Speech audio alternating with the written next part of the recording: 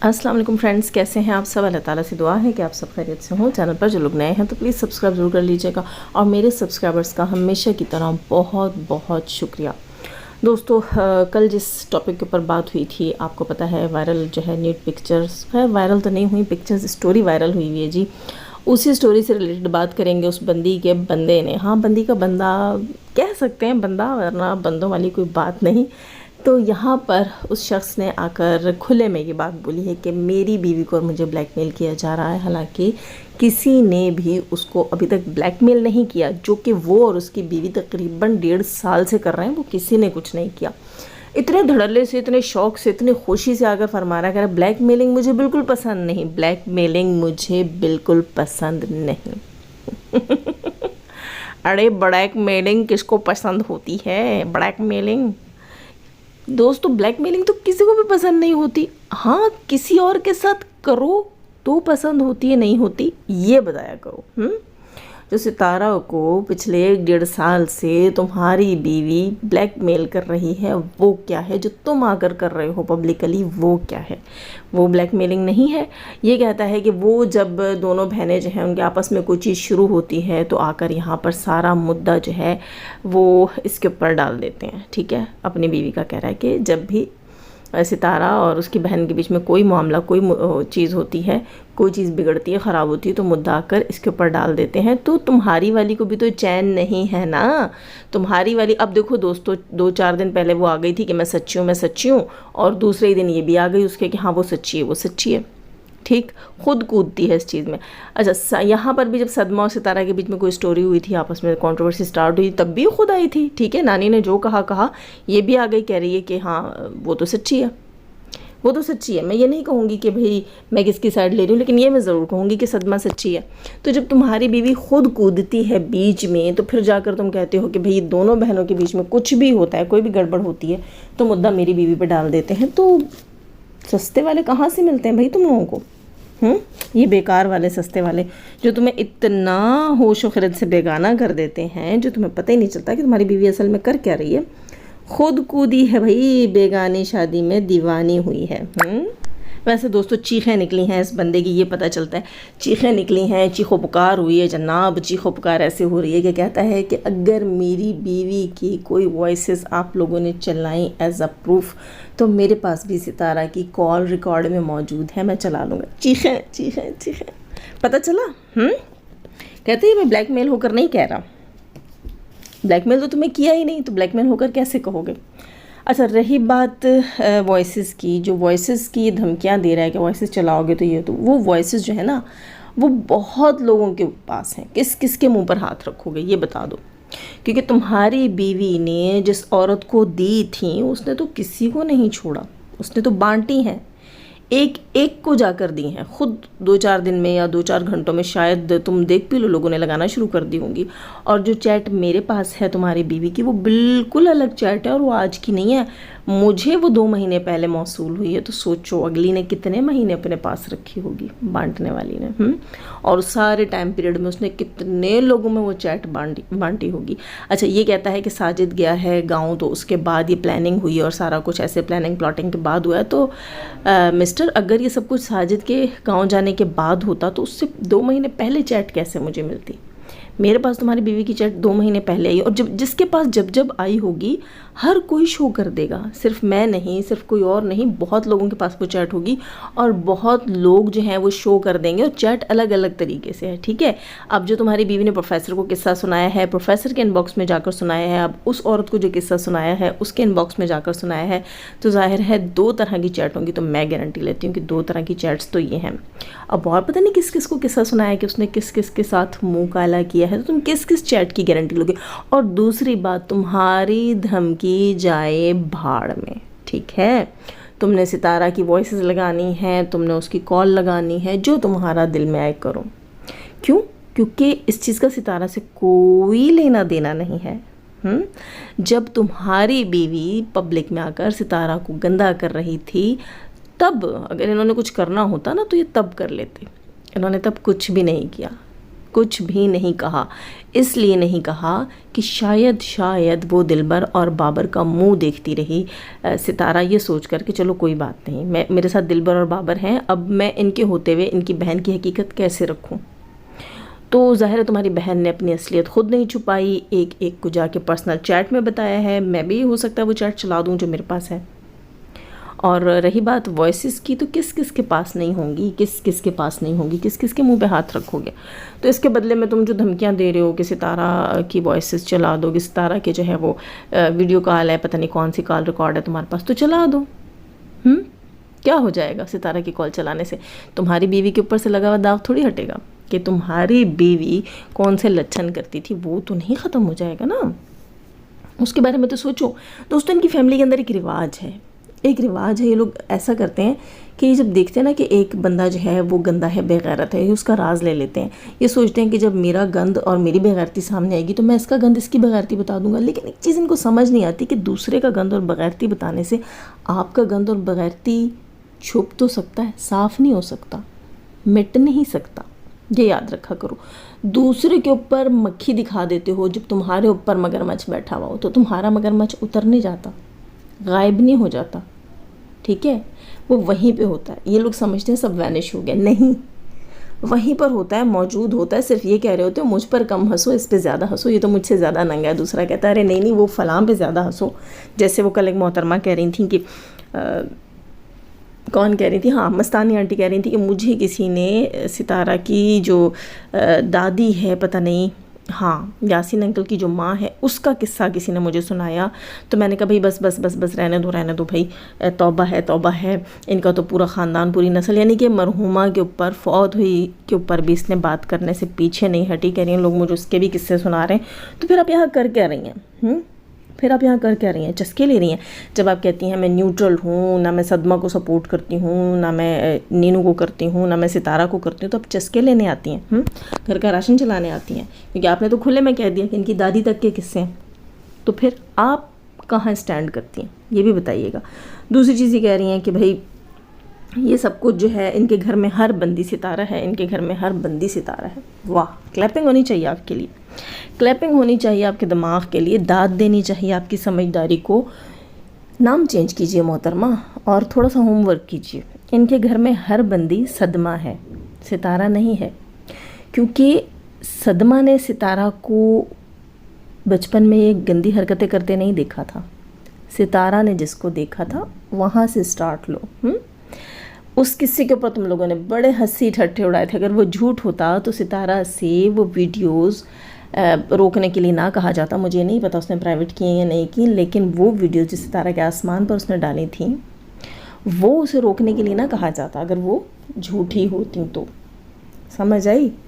उनमें कुछ रियलिटी थी, तभी तो रोका गया सितारा को।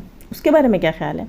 सितारा तो तब छोटी सी बच्ची थी, बच्ची थी, और एक 14 साल की लड़की को कुछ ऐसा करती देख रही थी जिसका उसने अपनी माँ से जिक्र किया, और उस बच्ची के साथ एक और भी कोई था, आई थिंक यही बच्ची थी।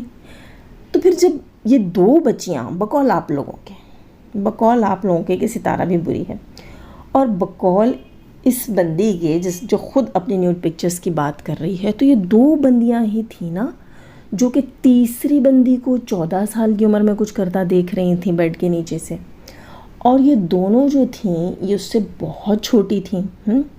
फिर आज अगर आप लोगों की बात मान ली जाती है, जैसे कि आप कहते हैं कि सितारा यूँ है, सितारा वो है, और जो बंदी अपनी खुद पिक्चर्स की कहानियाँ सुना रही है, जाहिर सी बात है वो भी यूँ है और वो है, वो कैसे यूँ वो है वो भी बता देते हैं, ठीक है। लेकिन अगर इन बातों को सच मान लिया जाए तो इन्होंने किससे सीखा? बेड के ऊपर 14 साल की उम्र में किसी के साथ, किसी मर्द के साथ, किसी लड़के के साथ कुछ गंदी हरकत करने वाली से सीखा। और किससे सीखा? जो देखा वो किया, अगर आपको सच मान लिया जाए तो फिर इनका लीडर कौन हुआ? हर बंदी में फिर सदमा है। इनके घर की, इनके ख़ानदान की हर औरत में एक सदमा है। वो सदमा जिसको देखकर दो नासमझ बच्चियों ने, दो नाबालिग बच्चियों ने जो है वो गंदी चीज़ सीखी थी। स्टार्ट कहाँ से होता है? वहाँ से शुरू करते हैं ना बेटा। अगर ये बातें झूठी होती तो मोहतरमा चीखती हुई ना आती। ठीक है। अगर ये बातें झूठी होती तो मोहतरमा चीखती हुई ना आती, ब्लू नाइटी की कहानी के ऊपर आग ना लगती।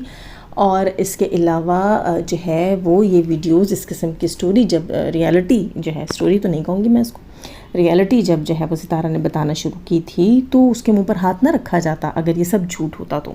यहाँ पर तो आकर ये मस्तानी आंटी बड़े धड़ल्ले से कहती हैं सितारा फलां की वीडियो प्राइवेट करवा दी, फलां की वीडियो डिलीट करवा दी। तो सितारा से जो टॉपिक्स छुड़वाए गए, सितारा का जो मुँह बंद करवाया गया, वो क्यों नहीं बताती हैं? इनके यहाँ तो फैशन है जी, इनके यहाँ फैशन है, आवे का आवा ही ऐसा है। इस जो है ये फारिग अजमल जो है, इससे क्या तवक्को थी? इससे किसी को क्या तवक्को थी कि भाई ये आकर कोई यहाँ पर गैरत की बात करेगा? सारे के सारे ऐसे इन्होंने बेगैरती का जो है ना नमक चाटा हुआ है, क्योंकि इनके शौहरों के किस्से बीवियों के पास, बीवियों की हरकतें शौहरों के पास, तो वो एक दूसरे के साथ ज़िंदगी जो गुजारते हैं ना दोस्तों, सिर्फ मियाँ बीवी नहीं, पूरा ख़ानदान ब्लेम गेम के साथ ज़िंदगी गुजार रहा है। तेरी नानी वो, तेरी दादी वो, तेरा बाप ये, तेरी माँ वो, तेरी फूफी वो, तेरी बेटी वो, तेरी बीवी ये, तेरा शौहर वो, तेरा पी के आया इसके साथ कर दिया, तेरा पिला के गया उसके साथ उठ के चली गई। यहाँ तक कि अब एक शख्स जो है वो प्यार में एक लड़की, ये प्यार तो नहीं होता, खैर इसको मैं प्यार तो बिल्कुल भी नहीं कहूँगी, ये हवस होती है, इसे प्यार नहीं कहते। ये हवस होती है जो हर मेल को फीमेल से होती है, ठीक है। ये भले से जो है मैं कहूँगी कि कुत्ता कुत्ती कर लो, बिल्ला बिल्ली कर लो, किसी भी चीज़ को कर लो, या इंसानों में औरत और मर्द कर लो, ये मोहब्बत नहीं होता, ये हवस होती है और ये जानवरों में होती है, ठीक है। मोहब्बत जो होती है उसके लिए वजूद देखना, वजूद छूना, ये मायने नहीं रखता, इसकी कोई हकीकत नहीं है, ठीक है। एक शख्स जब एक लड़की से न्यूड पिक्चर्स मांगता है, इसका मतलब वो हवस रखता है, लेकिन वो लड़की समझती है कि ये मुझसे मोहब्बत करता है, वो आज भी समझती है और उसको सेव करती है, उसको सेव करने की कोशिश करती है उस मर्द को। और अगर ये हवस का पुजारी ना होता तो ये वो पिक्चर अपने भाई को ना दिखाता। जैसे कि कल भी मैंने कहा कि अजीब लोग हैं, और मैंने कल ही बात की थी अपने रिएक्शन के अंदर, अजीब बेगैरत से लोग हैं कि एक भाई गंदी पिक्चर दूसरे भाई को भेजता है, दोनों शेयर करते हैं, उस पर बात करते हैं, बैठ के देखते हैं, बहन देती है उनको बल्कि, ठीक है। तो लोग कह रहे थे कि किसी लड़की की नहीं, सगी बहन लगती है भाई, एक तरह से सगे चचा की बेटी है, कोई गैर औरत नहीं है, और भाई बैठकर उसको देख रहे हैं, एंजॉय कर रहे हैं उस चीज़ को, और एक दूसरे में बांट रहे हैं। और फिर बड़े भाई बेगैरत ने तो लोगों में भी बांटी, तो समझो छोटे नहीं बांटी ना।